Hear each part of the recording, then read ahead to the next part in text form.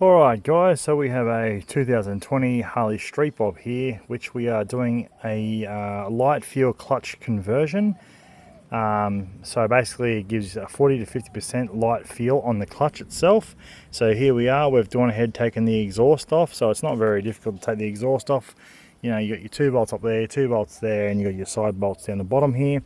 We've got the clutch cover there, the cable cover there.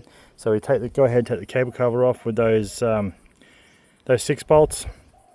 I'm just draining some oil right now, and then what we're going to do is we're going to work in this area. We're going to pull that apart. We're going to fix that up. So I'll get back to you in just a brief moment. Alrighty, so we've gone ahead and taken the circlip off of here that holds us together. Now we'll just go ahead and lift this up, and this is what we have here. So we just turn this. This will focus. So we just turn this.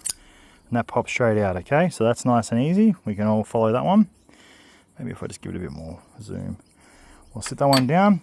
We have our 3-ball plate in here with our 3 balls. So we can take the balls out.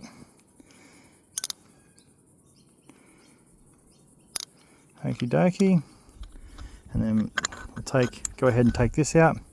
Now what I'll do is I'll do some side-by-side comparisons of the two. Alrighty guys, so we have our stock Harley Davidson one here and our reduced pull one here. Now some of the key features what you're going to see is some slightly less scallops in this as opposed to this one. Okay, so you can see that this one here is quite smaller in that, which means it's going to push on the bearings, our little balls that sit in here. It's going to push on them a lot quicker. And it's the same thing with this one. We can see they're a bit different, they're a bit deeper. Now the biggest key importance here is the pull arm.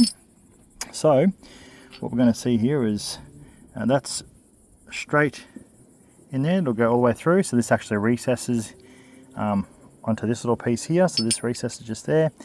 Now this one here is much taller. So therefore you're going to get a much easier pull.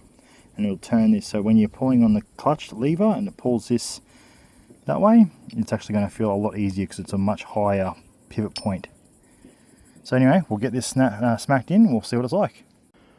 Alright guys, so this is all back into place now. We've got our circlip back in there.